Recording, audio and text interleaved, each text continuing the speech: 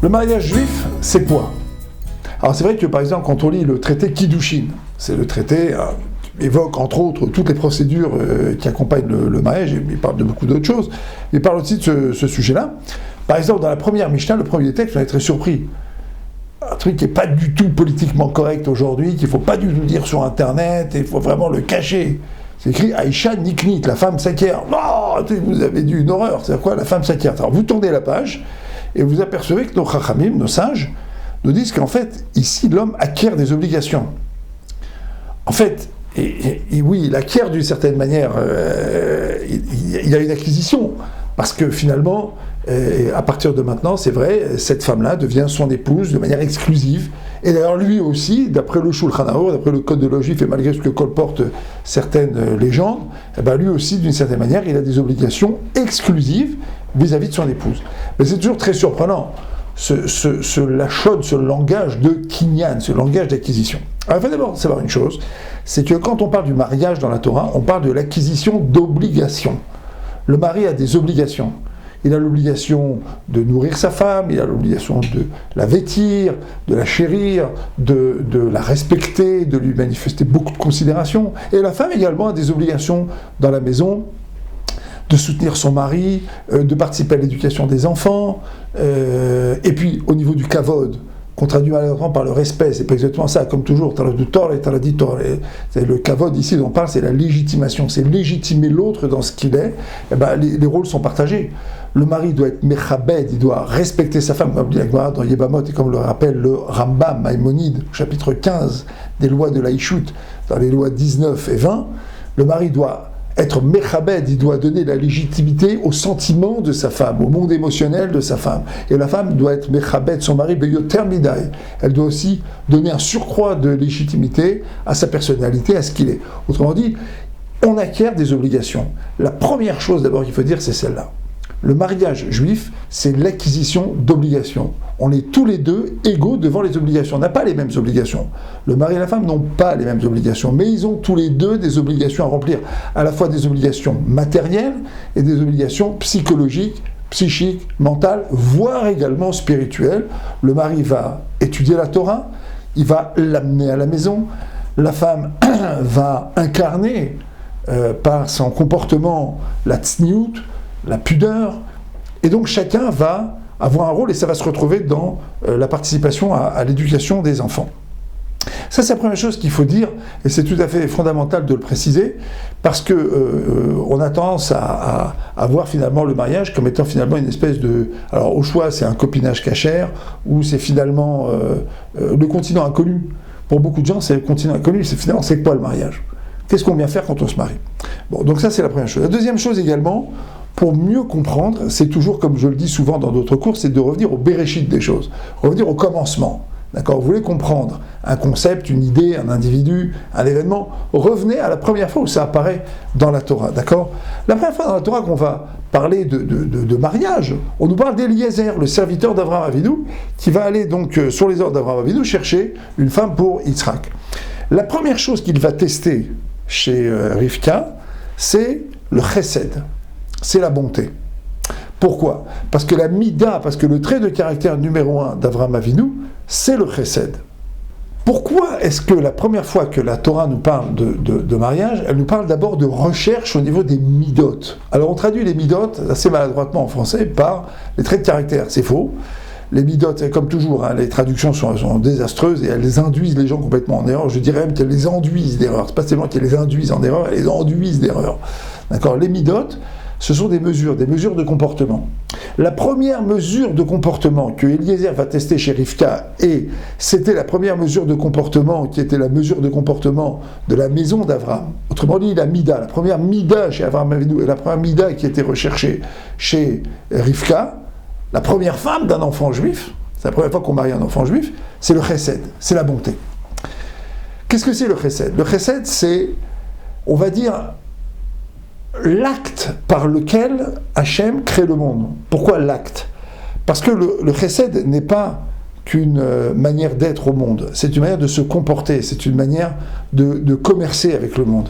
Hachem va créer un espace d'existence dans le monde, et cet espace d'existence, il repose sur son chesed, il repose sur sa capacité à laisser l'autre vivre, à permettre à l'autre de vivre, à nous permettre de vivre. Et finalement, le premier trait de caractère dans un couple, c'est celui-là, c'est le chesed, parce que le chesed, finalement, c'est la création d'un espace mental, un espace physique, un espace psychologique dans lequel l'autre a toute sa place. Et ça, c'est tout à fait fondamental, et c'est la première chose qu'on va tester. Qu'est-ce qu'il va faire, Eliezer? Il va regarder si Rivka, quand on lui demande de donner à boire au chameau, elle va non seulement donner à boire au chameau, si elle va le faire généreusement, si elle va même se préoccuper à lui de lui donner à boire. Et c'est la même chose pour Yitzhak. Le premier trait de caractère d'Yitzhak, le premier mida de Yitzhak, qu'il a hérité de son père, c'est d'abord de se comporter avec chesed, avec bonté, avec Rivka. Et donc là, on a aussi un deuxième point qui concerne le mariage juif. D'accord? C'est quoi le mariage juif? Pourquoi on se marie? Pourquoi on se marie? On se marie parce que la première mida que révèle le mariage, c'est le chesed. Et la première mida qui est en jeu dans le mariage, c'est le chesed. Alors ça va avec l'empathie. Beaucoup d'empathie à l'égard de l'autre. Beaucoup d'empathie à l'égard des émotions de l'autre. Et également beaucoup d'ouverture à la personnalité de l'autre. Une grande capacité également à manifester ses exigences, mais aussi à renoncer à ses exigences. Et j'insiste bien sur ce point-là, parce qu'on parle beaucoup de vitour. On dit beaucoup aux gens, soyez mévater, soyez mévater. Mais il faut savoir que être mévater, c'est-à-dire renoncer, ça se fait à partir du moment où on a un makom, on a une place. Beaucoup de gens sont mévater et viennent et disent, ça ne marche pas, je suis mévater, je renonce, ça fait des dizaines d'années que je renonce, ça n'a jamais rien donné, je me suis fait piétiner. Bah oui, effectivement, parce que avant d'être mévater, il faut avoir un makom. Avant de renoncer, il faut avoir une position. D'accord? Donc d'abord, on doit être capable de manifester ses exigences, mais après, on doit être capable aussi d'y renoncer. Parce qu'on doit être capable d'écouter les exigences de l'autre, et on doit être capable d'écouter ce qu'il veut, et d'être capable parfois de renoncer à certaines choses pour pouvoir ouvrir un espace à l'autre. Et ça, c'est le deuxième point du mariage. Donc vous voyez, il y a d'abord des acquisitions d'obligations. Le mariage, c'est d'abord, je m'engage dans des obligations. La deuxième chose, je m'engage à laisser un espace à l'autre. D'accord? À ouvrir un espace à l'autre, à ouvrir un espace de vie à l'autre. Last but not least, dans cette petite présentation, on a l'occasion d'y revenir, hein, le site il est dédié à tous ces cours, mais parfois il faut faire des mises au point. Il y a des cours qui sont fondamentaux parce que, on va dire, c'est les fondamentaux du couple. D'accord? L'homme et la femme, ils vont avoir un commerce charnel. Le liquide qui permet la naissance de l'enfant s'appelle le zera. Zera, c'est la semence, c'est le même lettre que Ozer, c'est ce qui aide. Hachem, dans tous les liquides qu'il a mis dans notre personne, à nous les hommes, d'accord, il y en a un qui permet de donner la vie. Les larmes ne permettent pas de donner la vie. La salive ne le permet pas. Le zera, la semence, oui. Le zera, Minachon Ozer, ça va aider. L'homme et la femme, ils ont finalement un travail à faire pour s'entraider. S'entraider. Et beaucoup de gens, vous savez, attendent d'ailleurs quand on fait quand on s'intéresse au couple, s'intéressent finalement, attendent qu'on parle de la sexualité. Et moi je leur explique toujours que la sexualité, c'est d'abord avant toute chose le climat qui règne entre le mari et la femme avant l'intimité. D'accord? Le mari et la femme, ce sont des gens qui s'entraident, qui sont disponibles l'un pour l'autre, qui aident, qui sont absolument certains, de manière instinctive, de pouvoir compter sur l'autre. Ils ont en eux un confort émotionnel, un espace de confort émotionnel qui est tellement immense, qui est tellement absolu, que l'épigénétique de leur enfant, parce que l'enfant il vient avec la génétique du couple, mais il vient aussi avec l'épigénétique, ce qui est autour, au-dessus et qui accompagne la génétique, et dont on sait aujourd'hui que c'est un rôle complètement primordial, bien plus d'ailleurs que la génétique. Eh bien l'épigénétique de l'enfant, elle change complètement. D'accord? Et c'est la raison pour laquelle, vous voyez, il y a une parmi les relations sexuelles interdites, celle par exemple d'un homme avec sa sœur, eh bien la Torah l'appelle chesed. La Torah l'appelle chesed. Pourquoi? Parce que finalement, dans la relation intime, il y a une part de chesed, il y a une part de bonté. Mais si c'est un chesed complètement dévoyé, si c'est un chesed finalement dans lequel je me sers de l'autre, je me sers même de la relation maritale, de la relation conjugale, pour me satisfaire. Finalement, je ne vois pas l'autre, je ne vois pas l'intérêt, je ne vois pas l'existence de l'autre, je ne vois pas le plaisir, l'épanouissement de l'autre. Alors il n'y aura pas de Ezra, il n'y aura pas d'aide.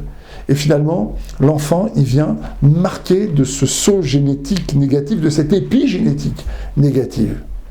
Et donc, quand le mari et la femme sont dans l'entraide, dans la solidarité inconditionnelle, dans une confiance instinctive, l'un avec l'autre, l'un vis-à-vis de l'autre, alors il crée ce oser, cette atmosphère d'entraide, qui accompagnent en quelque sorte leurs émotions, et donc accompagnent également leurs retrouvailles, et donc s'impriment dans la génétique et l'épigénétique de l'enfant. C'est ce qui est contenu dans ce mot ici, Ozer. Voilà, donc mes chers amis, c'est les fondamentaux du couple. Là, je vous ai dit, les fondamentaux, on fera d'autres cours sur le sujet, mais c'est des fondamentaux. D'abord, acquérir des obligations, bien comprendre ça.